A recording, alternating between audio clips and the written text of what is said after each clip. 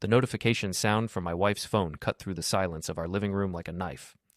Another TikTok comment, another like, another validation hit for Jenna's carefully curated online persona. I looked up from my camera equipment, watching her perfectly manicured fingers dance across the screen, her face glowing with that familiar dopamine rush. Before we dive deeper into this story, I have one small request.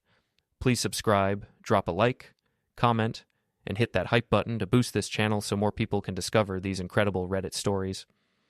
"Babe, look at this," she squealed, shoving the phone toward me.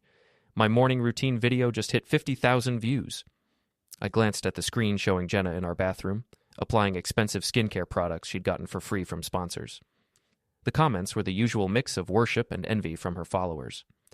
"That's great, Jen," I said, turning back to cleaning my camera lens. My name is Liam Carter, and I'm a freelance photographer who also coaches boxing at Frank's gym downtown. Not exactly influencer material, which Jenna reminded me of regularly. We'd been married for 3 years, together for 5, and somewhere along the way, she'd transformed from the sweet marketing assistant I'd fallen for into this social media-obsessed stranger. "You could at least pretend to care," she snapped, her mood shifting instantly. "This is my career, Liam. Some of us are actually building something." I set down my camera and looked at her properly. Jenna was undeniably beautiful.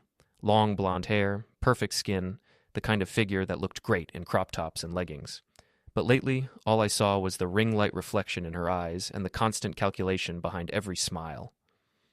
"I do care," I said quietly. "I just think there's more to life than likes and follows." She rolled her eyes dramatically, probably practicing for her next video. Says the guy who takes pictures of other people's weddings for a living. The dig stung because it was partially true. Wedding photography paid the bills, but it wasn't my passion. I'd been working on a documentary series about the boxing gym, capturing the real stories of guys fighting their way out of tough situations. Real stories, not manufactured content. My phone buzzed with a text from Frank. "New kid at the gym tonight. Reminds me of you when you started. All anger, no direction. Come early if you can." "I need to head to the gym," I told Jenna, standing up and packing my camera bag. "Of course you do," she muttered, already back to scrolling through comments. "Don't forget we're having dinner with Trent and Kira tomorrow night." Trent Morrison was Jenna's business partner at the social media agency where she worked. He was one of those guys who called himself an entrepreneur and content creator while living off his trust fund. Kira Walsh was Jenna's best friend and the agency's PR director, a sharp-tongued woman who seemed to view everyone as either useful or disposable. "Right, dinner," I said, shouldering my bag, looking forward to hearing more about Trent's revolutionary new app idea. "His ideas are actually brilliant," Jenna said defensively. "Maybe if you spent less time with those gym rats and more time networking, you'd understand business?" I paused at the door. "Those gym rats have more integrity in their pinky fingers than your entire social media world." "Whatever, Liam. Go punch things and pretend you're still 25. The drive to Frank's gym gave me time to cool down, but Jenna's words echoed in my head. When had we become these people? When had every conversation become a competition about whose life choices were more valid? Frank's gym occupied the ground floor of an old brick building downtown. It wasn't Instagram pretty. The equipment was worn, the mirrors were cracked, and it smelled like decades of sweat and determination. But it was real in a way that Jenna's world had forgotten how to be. "You look like someone pissed in your protein shake," Frank said as I walked in. He was in his 50s, built like a fire hydrant, with gray hair and hands that had seen their share of fights. "Just the usual domestic bliss," I replied, wrapping my hands. "Ah, the wife's still playing pretend celebrity?" I started hitting the heavy bag, each punch releasing a bit of the frustration that had been building for months.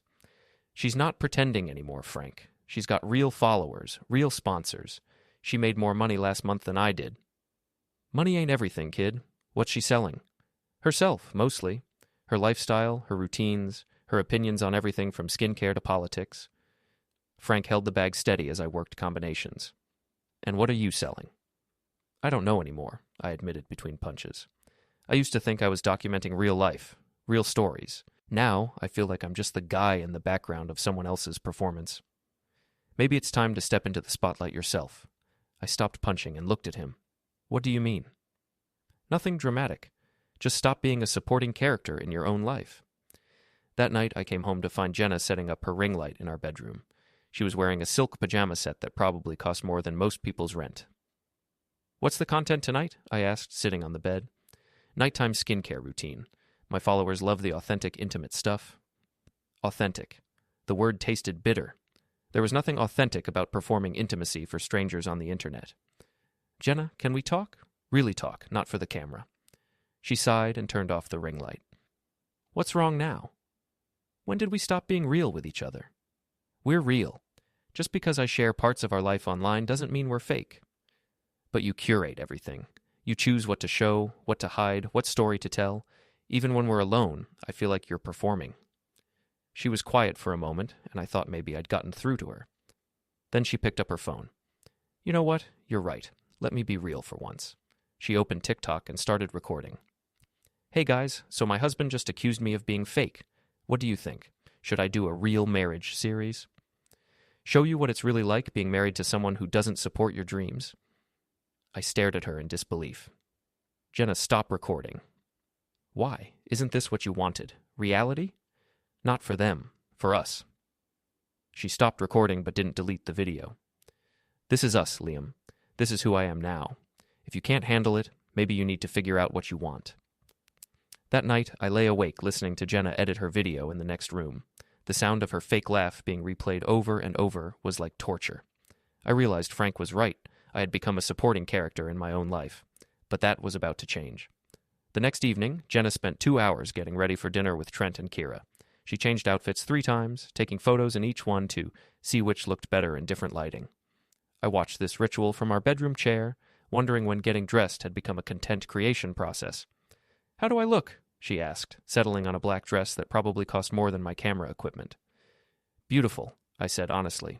She was beautiful, even if everything else had become complicated.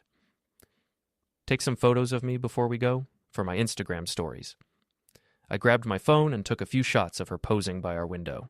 Even in casual photos, she knew exactly how to angle her body, where to look, how to make everything seem effortless while being completely calculated. Trent had chosen some trendy downtown restaurant that looked like it was designed specifically for social media. Exposed brick walls, Edison bulb lighting, and food that was more photogenic than edible. He was already there when we arrived, wearing a designer jacket and scrolling through his phone. Liam, my man!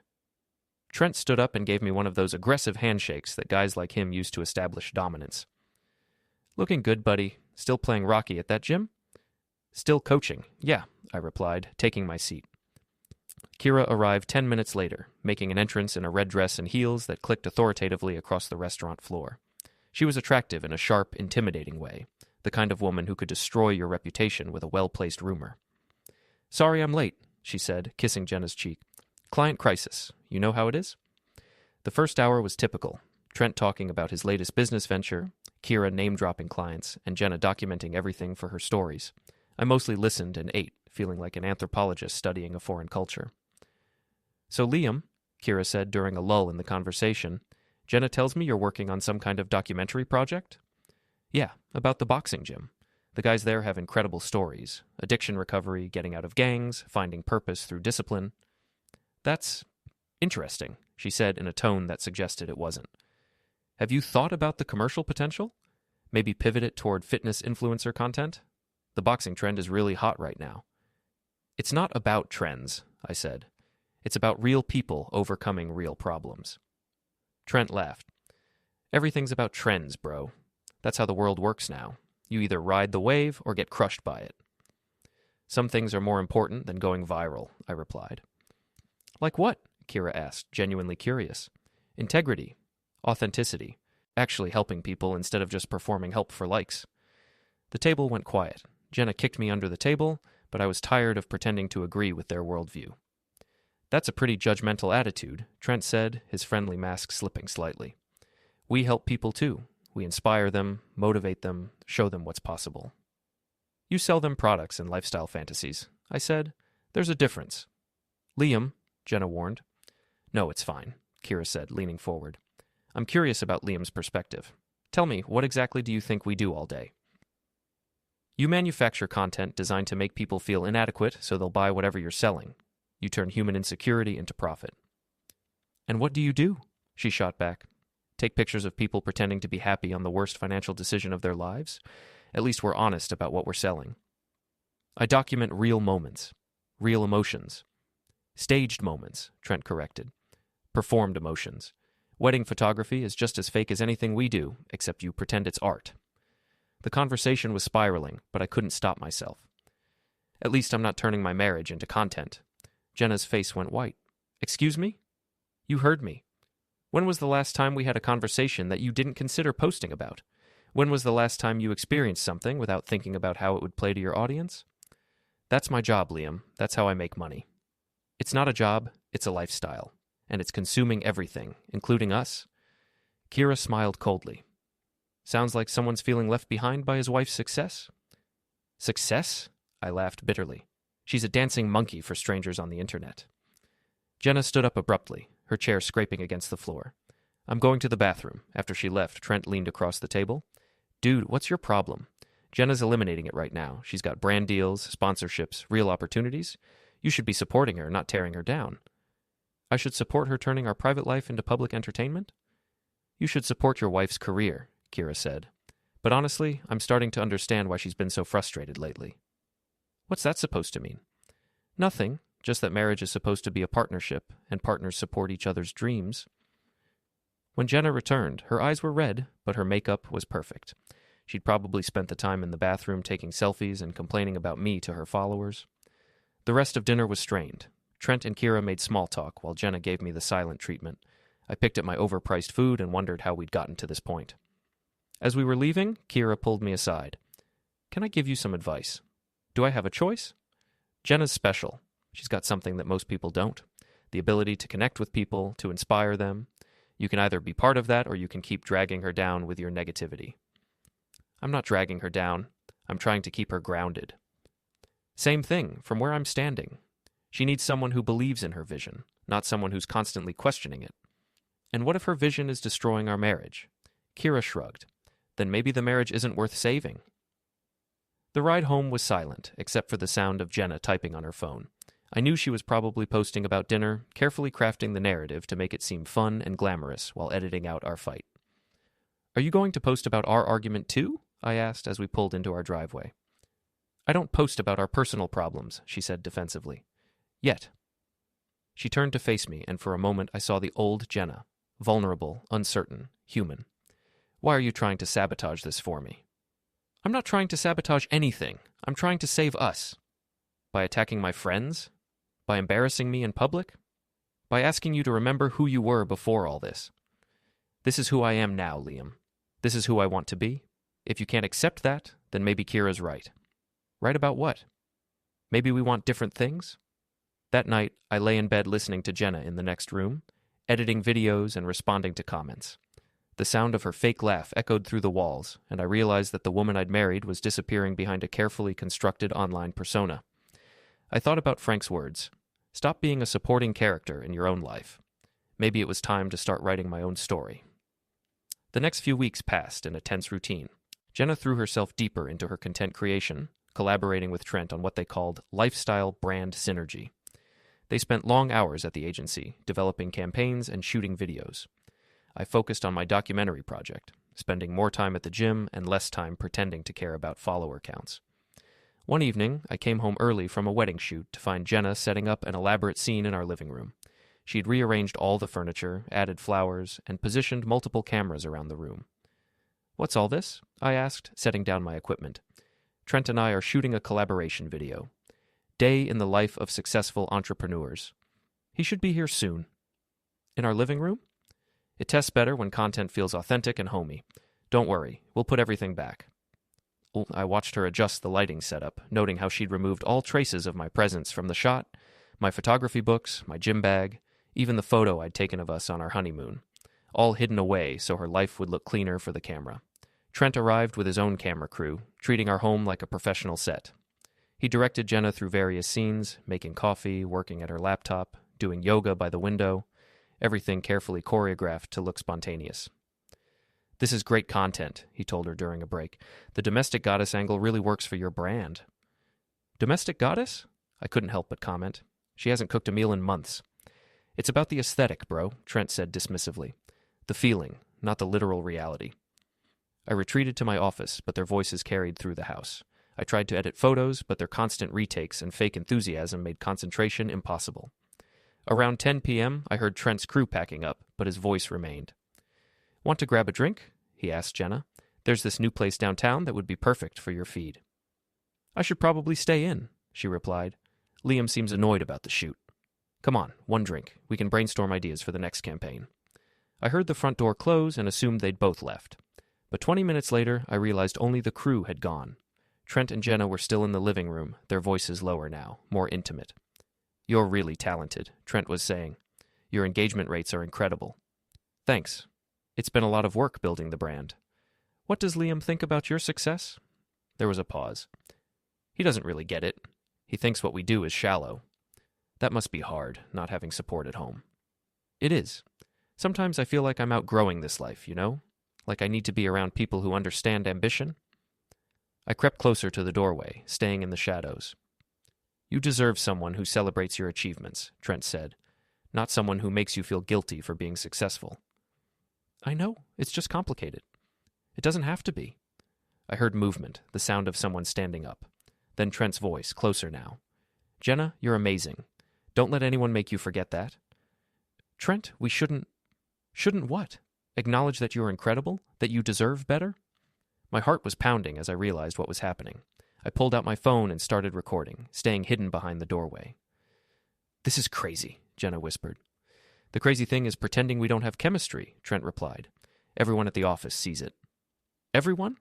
"Kira thinks you're wasting your potential staying in a marriage that's holding you back." "She said that?" "She cares about you. We all do. We see how unhappy you've been." There was another long pause, then the sound I'd been dreading. Kissing. I kept recording, my hands shaking with rage and betrayal. "We can't do this here," Jenna said breathlessly. "Then let's go to my place." "What about Liam?" "What about him? When's the last time he made you feel the way I do right now?" I heard them moving toward the door, whispering and laughing like teenagers. After they left, I sat in the dark living room, staring at the video on my phone. 3 years of marriage, 5 years together, and this was how it ended, with my wife leaving with another man while I hid in the shadows like a coward. But as the initial shock wore off, something else took its place. Not sadness, not even anger. Calculation. Jenna lived her life online, performed every emotion for public consumption. If she wanted to play games with social media, I could play too. I spent the next hour learning everything I could about TikTok, Instagram, and the various platforms where Jenna had built her following. I studied her content, her posting schedule, her audience demographics. If I was going to destroy her carefully constructed online persona, I needed to understand how it worked. Around midnight, I heard her car in the driveway. She came in quietly, probably assuming I was asleep. I listened to her moving around the house, taking a shower, getting ready for bed like nothing had happened. "How was your drink?" I called out when she came into the bedroom. She jumped slightly. "Oh, you're awake. It was fine. Just business stuff." "With Trent?" "Yeah, we're working on a big campaign." "Must be really big to keep you out so late." She climbed into bed, keeping to her side. "You know how these creative sessions go. Time flies when you're in the zone." "I bet it does." The next morning, Jenna was back to her usual routine. Ring light, camera, performing her morning skincare ritual for her followers. I watched her work, marveling at how easily she slipped into her online persona after what had happened the night before. "I'm thinking of starting my own social media presence," I told her over breakfast. She looked up from her phone, surprised. "Really? What kind of content?" "Documentary style, behind the scenes of real life. No filters, no scripts, just authentic moments." "That's different." "Very you." "Thanks. I think authenticity is going to be big. People are getting tired of the manufactured stuff." Something flickered in her eyes. Worry, maybe guilt. "Well, good luck with that." That afternoon, I went to Frank's gym and told him everything. "So what's your plan?" he asked after I finished the story. "I'm going to beat them at their own game." "Meaning?" "They live for social media drama, for viral moments, for public attention. So I'm going to give them exactly what they want." Frank studied my face. "You sure about this? Once you go nuclear, there's no taking it back." "She made her choice. Now I'm making mine." "All right then. What do you need?" "Help me set up accounts on all the platforms. And maybe some boxing lessons for when Trent inevitably tries to get physical." Frank grinned. "Now you're talking my language." That night, while Jenna was out at another business meeting with Trent, I created accounts on TikTok, Instagram, and YouTube. My username, A Real Life Liam. My bio, authentic stories from behind the camera, No filters, no scripts, no bullshit. My first post was simple, a photo of my wedding ring on our kitchen counter with the caption, "Sometimes the most authentic thing you can do is admit when something isn't working." Within an hour, it had 50 likes and a dozen comments from people asking if I was okay. I responded to each one honestly, building a small but engaged audience of people who seemed hungry for genuine content. Jenna came home around 11, her hair slightly messed up and her makeup smudged. She didn't notice my phone on the counter, recording everything. "How was your meeting?" I asked. "Productive," she said, not meeting my eyes. "Really productive." "I bet. Hey, I started that social media thing I mentioned. Want to see?" She glanced at my phone, reading the post and comments. "It's very honest." "That's the point. I think people are craving authenticity. Just don't do anything stupid, okay? The internet can be a cruel place." "Don't worry," I said, smiling. "I know exactly what I'm doing." My second post went up the next morning while Jenna was filming her breakfast routine. It was a video of me making actual breakfast, not the aesthetically pleasing smoothie bowl she was pretending to eat, but real eggs and bacon, cooked in our messy kitchen with dishes in the sink and morning light that wasn't perfectly staged. "This is what breakfast actually looks like in our house," I said to the camera. "No ring lights, no 3 different camera angles, just food that tastes good instead of looking good." The video got 200 likes in the first hour. People commented about how refreshing it was to see something real, how tired they were of perfect morning routines that nobody actually lived. Jenna noticed the notification sounds coming from my phone. "Getting some traction?" she asked, but there was tension in her voice. "A little. People seem to like the authentic approach."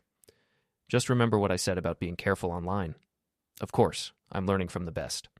That afternoon, I posted a video from Frank's gym. Not a polished fitness routine, but the reality of training. Guys struggling with technique, missing combinations, getting frustrated and working through it. The caption read, "Real fitness isn't Instagram ready. It's sweaty, imperfect, and beautiful." Frank appeared in the background, giving advice to a young kid who was clearly new to boxing. "That's what I'm talking about," he called over to me. "Show them what real work looks like." The gym video exploded. Within 6 hours, it had 5,000 likes and hundreds of comments from people sharing their own fitness struggles. My follower count jumped from 50 to 800 overnight. Jenna was less enthusiastic when she saw the numbers. "Wow, that's really good engagement for a new account. Thanks. I think people are hungry for content that doesn't make them feel inadequate." "What's that supposed to mean?" "Nothing specific, just that there's room in the market for different approaches." That evening, Trent came over for another business meeting. I made sure to be in the living room when he arrived, editing photos on my laptop. "Hey, Liam," he said with forced friendliness. "Heard you're getting into the content game." "Just sharing some real-life moments. Nothing as sophisticated as what you and Jenna do." "That's cool, man. Always room for more creators. What's your angle?" "Authenticity. Showing what life actually looks like behind all the filters and staging." Trent's smile tightened slightly. "Right on. Well, Jenna and I have some campaign stuff to work on, so..." "No problem. I'll be in my office if you need anything." But instead of going to my office, I went upstairs and used my camera's telephoto lens to watch them through the living room window. They weren't working on any campaign. They were making out on my couch within 10 minutes of me leaving the room. I recorded everything, getting clear footage of their affair. But instead of confronting them immediately, I had a better idea. The next morning, I posted a video that seemed innocent enough. It was me cleaning up the living room, putting furniture back in its normal positions after Jenna's shoots. "The reality behind content creation," I said to the camera. "Every perfect shot requires moving a lot of real life out of the way. Sometimes I wonder what else gets moved aside for the perfect image." The subtext was subtle, but my growing audience picked up on it. Comments started pouring in from people sharing their own experiences with partners who prioritized online image over real relationships. Jenna watched the video over breakfast, her expression unreadable. "That was pointed." "Ah, was it? I was just showing the behind-the-scenes stuff. Isn't that what audiences want now? Transparency?" "There's a difference between transparency and passive aggression, Liam." "Is there? I'm still learning the rules of this world." My follower count hit 2,000 that day. People were sharing my videos, tagging friends who they thought needed to see real content. I was building something genuine while Jenna and Trent continued their affair, thinking I was oblivious. That evening, Kira came over to join Jenna and Trent for what they called a strategy session. I made sure to capture audio of their conversation from my office upstairs. "His content is getting attention," Kira was saying. "The authentic angle is playing well right now." "It's just a trend," Trent replied. "People will get bored of the unfiltered stuff soon enough." Maybe, Jenna said, but some of his posts feel like attacks on what we do. They are attacks, Kira said bluntly. He's positioning himself as the alternative to your brand, the real husband versus the fake wife. That's ridiculous. Is it? Look at his captions, his video choices. He's building a narrative where you're the shallow influencer and he's the authentic artist. What should I do? Fight back, Trent suggested. Show your audience what a supportive marriage actually looks like. Counter his narrative. Or, Kira said slowly, you could lean into a different narrative entirely. What do you mean? The empowered woman who outgrew her limiting relationship. The success story who had to leave behind people who couldn't handle her growth. There was a long pause. You mean, divorce him? I mean, stop letting him hold you back. You're building something incredible, Jenna. Don't let anyone sabotage it out of jealousy. It's not that simple. It could be, Trent said. You deserve someone who celebrates your success, not someone who undermines it. I stopped recording and sat back in my chair. They were planning to flip the script to make me the villain in Jenna's story, but they didn't know that I had evidence of their affair or that my audience was growing by the hour. The next morning, I posted what seemed like an innocent video of me making coffee, but in the background, clearly visible on the kitchen counter, was Jenna's phone showing text messages from Trent. The messages weren't explicit, but they were flirtatious enough to raise questions. Morning routine, real version, I said to the camera. Coffee, emails, and whatever notifications life brings your way. The comments section exploded. People zoomed in on the phone screen, speculating about the messages. My follower count jumped to 5,000 as people shared the video, trying to decode what they were seeing. Jenna didn't notice at first. She was too busy preparing for a sponsored post about morning productivity. But by afternoon, her own followers were commenting on her videos, asking about the messages they'd seen on my account. Liam, she said, cornering me in the kitchen, did you deliberately film my phone in your video? I filmed myself making coffee. If your phone was in the shot, that's just reality. People are asking questions about my private messages. Maybe you should be more careful about what messages you leave lying around. What's that supposed to mean? Nothing. I'm just saying that if you're going to live your life online, you should expect people to pay attention to details. That evening, Trent called in a panic. I could hear him through Jenna's phone from across the room. People are connecting dots, he was saying. They're asking if we're having an affair. It's fine, Jenna replied. It'll blow over. What if it doesn't? What if this ruins both our brands? Then maybe we should be more careful.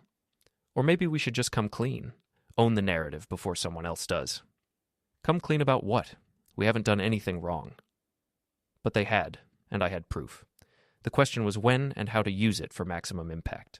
In their world, timing was everything. One viral moment could destroy years of carefully built reputation. I was learning their game, and I was getting good at it. My next video was going to change everything. The video that changed everything was deceptively simple. I filmed myself at Frank's gym, working the heavy bag while talking about authenticity and truth. But the real power was in what I said. You know what I've learned about social media? I said between punches.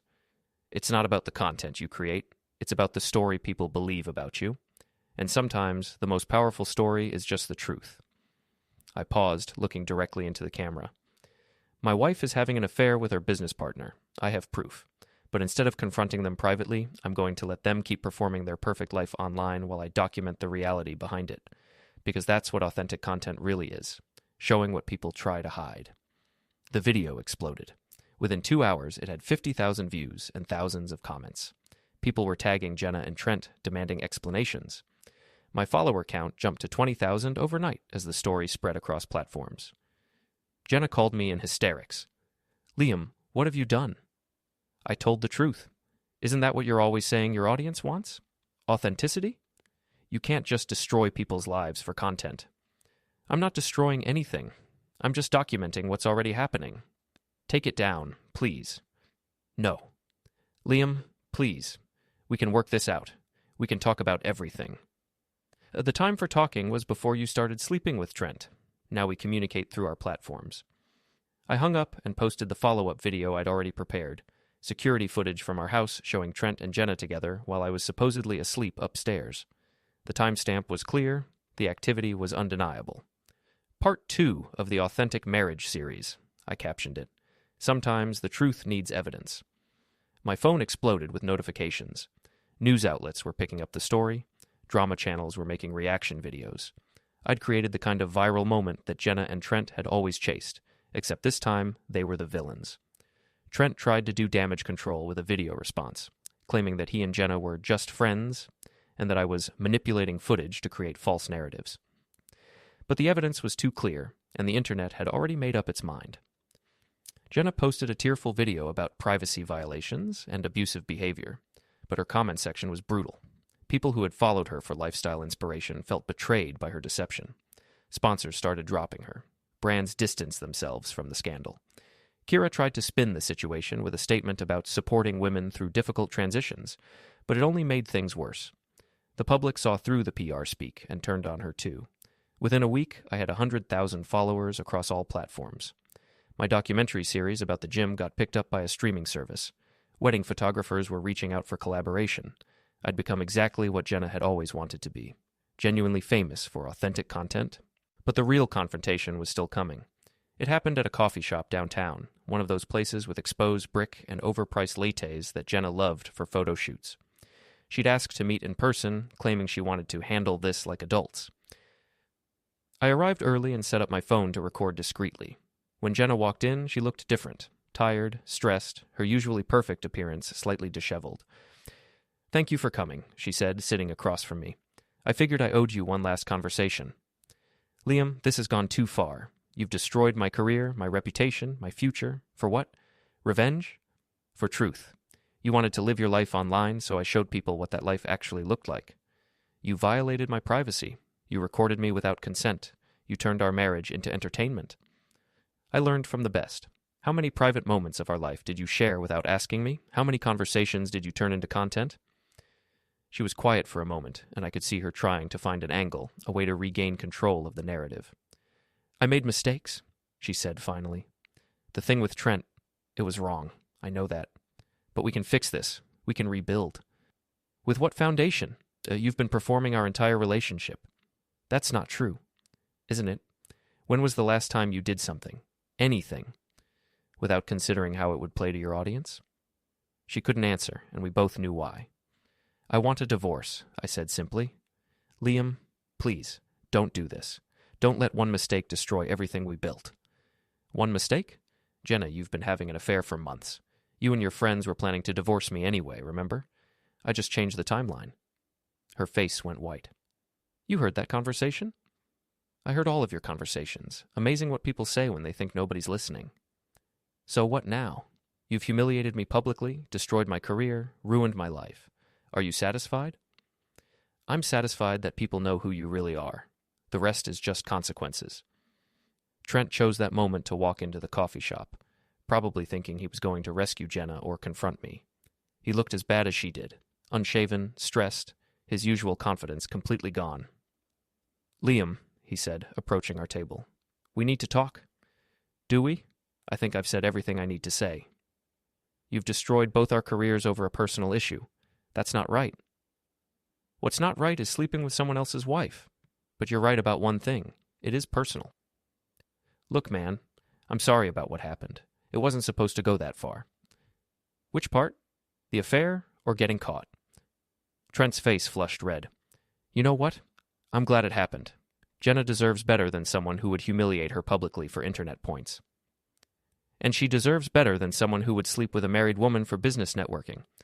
At least I supported her dreams instead of tearing her down. You supported her delusions. There's a difference." Trent stepped closer, his hands clenched into fists. "You want to take this outside?" I stood up slowly, feeling the months of boxing training in my muscles. "Actually, yes. Let's go outside." The small crowd in the coffee shop followed us onto the sidewalk, phones out, ready to record whatever happened next.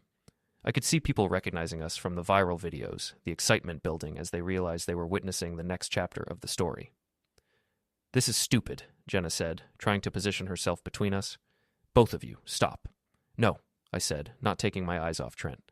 "This is perfect. Let's give your audience the authentic content they want." Trent threw the first punch, a wild swing that I easily dodged. Frank's training kicked in automatically. I slipped his second attempt and landed a clean right hook to his jaw. He went down hard, hitting the pavement with a sound that made the crowd gasp. "Stay down," I advised as he tried to get up. "You're not as tough as your Instagram stories make you look." He stayed down. I turned to Jenna, who was staring at me with a mixture of fear and something that might have been respect. "This is who I really am," I told her. "Not the supporting character in your performance, not the husband who quietly enables your delusions, just me, without filters or scripts or ring lights." "Liam, the divorce papers will be delivered tomorrow. Don't contest them, and I'll consider not posting the rest of the footage I have." "What other footage?" I smiled. "You'll never know, will you? That's the thing about living your life online. You never know who's watching, who's recording, who's documenting your authentic moments." I walked away, leaving them both on the sidewalk surrounded by strangers with phones, finally getting the viral moment they'd always wanted, just not the way they'd planned. The video of our confrontation and Trent getting knocked out hit 1 million views in 6 hours. The aftermath of the coffee shop confrontation was everything I could have hoped for and more. The video went beyond viral. It became a cultural moment. News outlets covered it as a story about authenticity in the social media age. Think pieces were written about privacy, revenge, and the performance of modern relationships. My follower count exploded to over 1 million across all platforms. Brands that had dropped Jenna were now reaching out to me. The streaming service that picked up my gym documentary wanted to develop a whole series about authentic storytelling in the digital age. But more importantly, I felt free for the first time in years. Jenna tried to mount a comeback with a series of videos about surviving public humiliation and rebuilding after betrayal, but her audience had moved on. The comment sections were brutal. Sponsors wouldn't touch her. Her agency, trying to distance themselves from the scandal, quietly let her go. Trent disappeared from social media entirely after the video of him getting knocked out spawned 1,000 memes. His trust fund could support his lifestyle, but his ego couldn't handle being the internet's favorite punching bag. Kira attempted to salvage her PR career by writing a Medium article about the dangers of weaponizing social media, but everyone saw through it. Her client list evaporated as people realized she was the architect of the whole mess. The divorce was finalized within 2 months. Jenna didn't contest anything, she couldn't afford the legal fees, and her reputation was too damaged to risk more public exposure. I kept the house, the cars, and most importantly, the rights to my story. 6 months after that first video at Frank's gym, I was sitting in a Manhattan conference room, signing a deal for a book about authentic living in the social media age. The publisher called it the most honest relationship memoir in years. "So what's next?" my editor asked as we wrapped up the meeting. "Back to real life," I said. "Taking pictures, coaching at the gym, telling stories that matter. No more social media drama? I think I've had enough drama for one lifetime." But that wasn't entirely true. I still posted regularly, but now my content was genuinely authentic. Gym sessions with Frank, behind-the-scenes moments from photo shoots, honest conversations about rebuilding life after betrayal. My audience had evolved too, from people seeking drama to people seeking truth. The final piece of the puzzle came together a year later when I ran into Jenna at a grocery store. She looked different, older, more tired, but also somehow more real than she'd been in years. No ring light, no perfect makeup, no performed confidence. "Hi, Liam," she said quietly. "Jenna, how are you?" "Surviving. Working at a marketing firm downtown. Normal job, normal life." "That's good. Normal's underrated." "I wanted to apologize," she said suddenly. "For everything. The affair, the lies, the way I treated you. I got lost in all of it. The followers, the attention, the performance. I forgot who I was. We both made mistakes." "No, this was on me. You just held up a mirror and showed people what I'd become." "What are you doing now, besides work?" "Therapy, mostly. Trying to figure out who I am when nobody's watching. That's the most important audience." She smiled sadly. "I know that now." We talked for a few more minutes. Real conversation, no cameras, no agenda. When she left, I felt something I hadn't expected. Closure. That evening, I posted one final video about the whole experience. Not for drama, not for views, but because the story deserved an ending. "A year ago, I discovered my wife was having an affair," I said to the camera. "Instead of handling it privately, I made it public. I turned my pain into content, my betrayal into entertainment. Some people called it justice. Others called it revenge. I called it authenticity. But here's what I learned. Authenticity isn't about exposing other people's lies. It's about being honest about your own truth. And my truth is that I was just as lost in the performance as she was. I just chose a different stage." Real authenticity is quieter than viral videos. It's showing up for people without cameras rolling. It's building relationships that exist beyond the internet. It's finding out who you are when nobody's watching and being comfortable with that person. So this is my last video about the divorce, the drama, the whole mess. From now on, I'm going back to telling other people's stories instead of performing my own, because the best stories aren't about getting revenge on people who hurt you. They're about becoming someone who can't be hurt the same way twice. Thanks for watching. Now go live your real life. I turned off the camera and deleted the apps from my phone. I had work to do. Real work, authentic work, work that mattered beyond likes and shares and viral moments. 6 months later, my documentary series won an Emmy. The acceptance speech was short. This award belongs to the people who shared their real stories without filters, without scripts, and without expecting anything in return. Authenticity isn't content, it's courage. As I walked off the stage, I thought about Jenna, probably watching from her small apartment, trying to rebuild a life away from the cameras. I thought about Trent, hopefully learning that real confidence can't be performed. I thought about Kira, discovering that reputation built on manipulation never lasts. But mostly, I thought about Frank, who taught me that the most important battles aren't fought for an audience, that they're fought for yourself, in quiet moments when nobody's keeping score. The real victory wasn't going viral or getting revenge or winning awards. It was learning the difference between being seen and being known, between performing authenticity and actually living it. I drove home to my quiet house, picked up my camera, and started planning my next project. A series about people who'd found meaning in ordinary moments, who'd built beautiful lives away from the spotlight, who understood that the best stories are the ones you don't need to tell. Because in the end, that's what authenticity really is, being so comfortable with your truth that you don't need the world to validate it.